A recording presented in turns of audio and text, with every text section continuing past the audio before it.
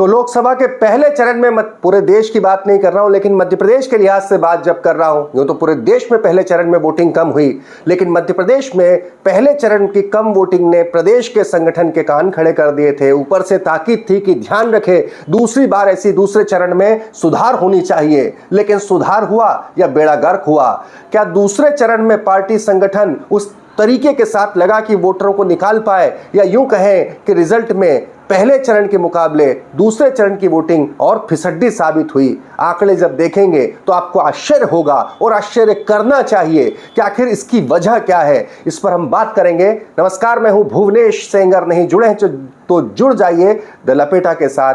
बहुत लीक से हटकर खबरें लाते हैं। गुजारिश करते हैं चैनल को सब्सक्राइब करें, बेल आइकन को प्रेस करें, लिंक को ज्यादा से ज्यादा शेयर करें, और हां, फेसबुक पर आप हमें देखते हैं तो फॉलो करना बिल्कुल न भूलें। तो चलिए, दूसरे चरण की 6 सीटें रीवा, सतना, खजुराहो, दमोह, टीकमगढ़ और होशंगाबाद यानी कि नर्मदापुरम, इसके लिए वोटिंग होती है साहब। पहले चरण की जो 6 सीटों पर वोटिंग हुई, तब हमने आपको खबर दिखाई थी, वो खबर आप देख सकते हैं। द लपेटा ने उसका बहुत बखूबी एनालिसिस किया था। पहले चरण की 6 सीटों की वोटिंग में कुल पिछले साल यानी कि जब हम बात करते हैं 2019 की तुलना में 2024 यानी इस साल वोटिंग 8% कम हुई थी। सीधी की जब हमने बात की, जिक्र किया था, वहां तो 14% वोट कम पड़े थे। अन्य तमाम हमने कंपैरिजन किया था, लेकिन सवाल ये उठा कि इसके बाद एक बहुत बड़ी बहस छिड़ी कि आखिर वोट कम क्यों पड़ रहे हैं।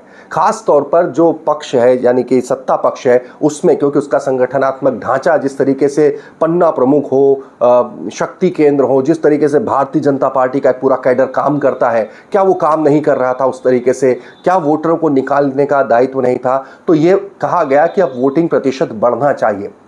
इसको लेकर अमित शाह बाकायदा एक रात पहले भोपाल में रात बिताते हैं, और जिस तरीके से ताकीद कहते हैं, क्लास लगती है वहां पर, चाहे मुख्यमंत्री हो या मंत्री हो या तमाम लोगों की। उस पर एक अलग वीडियो आपको बनाऊंगा, वो भी बहुत दिलचस्प है अमित शाह ने क्या कहा। लेकिन अमित शाह इसीलिए रहते हैं कि वोट प्रतिशत बढ़ना चाहिए। वोटिंग होती है अगले दिन, लेकिन होता क्या है? क्या वोट प्रतिशत बढ़ा? क्या वोट प्रतिशत पिछली मध्य प्रदेश की पिछली 6 सीटों की तुलना में बढ़ा? आपको जानकर आश्चर्य होगा, पिछली पहले चरण में जिन सीटों पर वोटिंग हुई थी उसमें 2019 की तुलना में 8% वोट कम पड़े थे। अब तो और मामला घट गया। दूसरे चरण की 6 सीटों की वोटिंग के लिए रीवा, सतना, खजुराहो, दमोह, टीकमगढ़ और नर्मदापुरम, होशंगाबाद में जो वोटिंग हुई है, इसमें पिछले बार यानी 2019 की तुलना में 9% वोट कम पड़े हैं। मामला और बिगड़ गया इससे कहें। अब इसका असर क्या होगा, ये इसको भी हम समझना होगा। आपको याद होगा, मंडला सीट पे बात की थी, 1 लाख वोट से कम की अगर हार जीत है पिछली चुनाव में तो वहां पर क्लोज फाइट में फंस सकती है।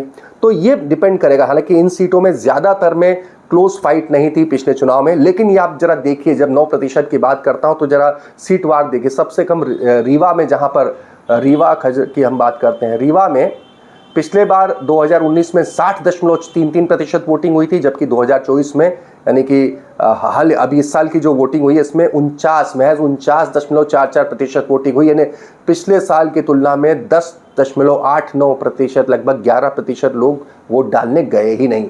बढ़ना चाहिए साहब, 2014 में बढ़ा था, 2014 की तुलना में और मोदी लहर थी तो 2019 में बढ़ा था, 2024 में घट क्यों रहा है? ये सबकी माथे पर सलवटे डालने के लिए काफी है। सतना की जब बात करते हैं, सतना में इस बार क्लोज फाइट मानी जा रही है, तो क्लोज फाइट में जब 2019 में 70.71% वोट पड़े थे, 24 में इसी साल 61.87% वोट है। पिछली बार की तुलना में 8.84% वोट कम पड़ा है। गणेश सिंह जब चुनाव जीते थे 70%, 7 वोट प्रतिशत था। अब की बार 8.84% वोट कम पड़ा है, और ऐसे में क्लोज फाइट है। क्लोज फाइट में जहां कांग्रेस वाकई में दमदारी से लड़ रही है, वहां स्थिति कुछ अलग हो सकती है, इसका आकलन किया जा रहा है। खजुराहो की जब बात करते हैं तो खजुराहो में वीडी शर्मा 5 लाख वोटों से पिछला चुनाव जीते थे, तब 68.30% वोटिंग हुई थी। इस बार वीडी शर्मा की बड़ी कोशिश थी, हालांकि विपक्ष वहां पर नदारद था।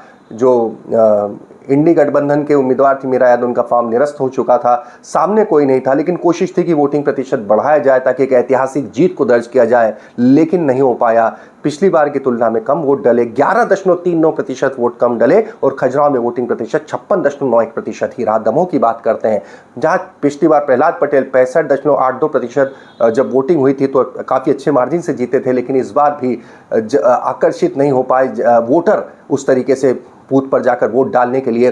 यहाँ पर इस बार की बात करते हैं, इस साल की में 56.40% वोट हुए, पिछली बार से 9.42%।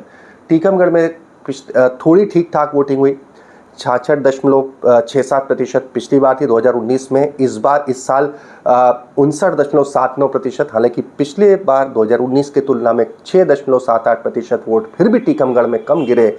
और सबसे ज़्यादा मध्य प्रदेश में जहां वोट गिरे हैं वो सीट होशंगाबाद है, लेकिन वो भी पिछली बार की तुलना में कम है। पिछली बार ह्यूज मार्जिन था, अब की बार पिछली बार 74.19% वोट थे, इस बार 67.16% यानी 7.3% वोट फिर भी पिछली बार की तुलना में कम हुए हैं। इस तरीके से पूरी हम 6 सीटों की जब तुलना करते हैं तो 9.05% वोट पिछली बार की तुलना में कम गिरे हैं। सवाल यहाँ पर ये उठता है, मैं आपसे इसलिए कहता हूं कि जब हम आंकड़ों का एनालिसिस करते हैं, क्लोज फाइट की जब बात आती है पिछले चुनाव के लिहाज से, हालांकि पिछले बार लीड इन सभी सीटों पर बड़े मार्जिन के साथ में जीत दर्ज हुई थी ऐसे में, लेकिन उसके बावजूद आप सोचिए जहां 10% से ज़्यादा का वोट का अंतर है जो कम गिरे हैं, वो क्या दर्शाते हैं? क्या वो कहीं उस तरह की लीड को कम कर रहे हैं? दरअसल मध्य प्रदेश में एक बात यह भी होती है कि पिछली बार 28 सीटें भारतीय जनता पार्टी को मिली थी। कांग्रेस इस वक्त अपनी सबसे दयनीय स्थिति हालत में है मध्य प्रदेश में वर्तमान स्थिति के चुनाव में।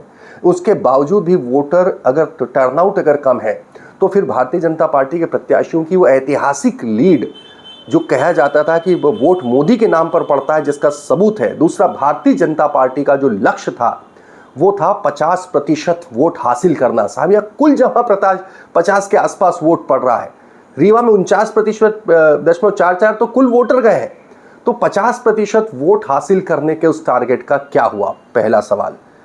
कम वोटर अगर जाते हैं तो इसका मतलब है कि बाकी प्रजातंत्र के प्रति उदासीनता दिखला रहे हैं। आप चुने भी जाएंगे, लेकिन जो लोग नहीं पहुंचे हैं, जब 50% वोटिंग हो रही है, इसका मतलब है कि 50% तो ने तो आपको चुना ही नहीं है, तो स्पष्ट वोट डालने गए ही नहीं है। दूसरी महत्वपूर्ण बात यह है, प्रधानमंत्री ने मध्य प्रदेश में ही वो जीत का मंत्र दिया था 370 के लिए, हर बूथ पर 370 वोट बढ़ाना है। उसका क्या हुआ? 370 वोट वो गिरे किसी की भी तरफ, लेकिन प्रधानमंत्री का टारगेट दिया गया था प्रत्येक बूथ पर, हर पन्ना प्रमुख को, कि हर बूथ पर 370 वोट बढ़ाना है। उसका क्या हुआ? ये तमाम सवाल हैं और इसी के चलते मौजूदा सरकार में, या कहें कि मौजूदा संगठन में ऊपर से कहें हाईकमान की तरफ से काफ़ी ताकीद की गई है। इसके क्या मायने होंगे, इसका क्या असर हो दिखाई देगा तीसरे और चौथे चरण के लिए। लेकिन इतना तो तय है कि चुनाव आयोग उस तरह से जागृति पैदा नहीं कर पाया, राजनीतिक दल उस तरीके के साथ मतदाताओं को बूथ तक खींचने में कामयाब नहीं हो पाए। और ये अफसोस के साथ ही कहना पड़ता है कि पहले चरण की तुलना में दूसरे चरण में मध्य प्रदेश की 6 सीटों पर वोटिंग और भी कम हुई है। असर क्या होगा ये 4 जून को ज़रूर पता चलेगा। तमाम खबरों के लिए द लपेटा को ज़रूर सब्सक्राइब करें।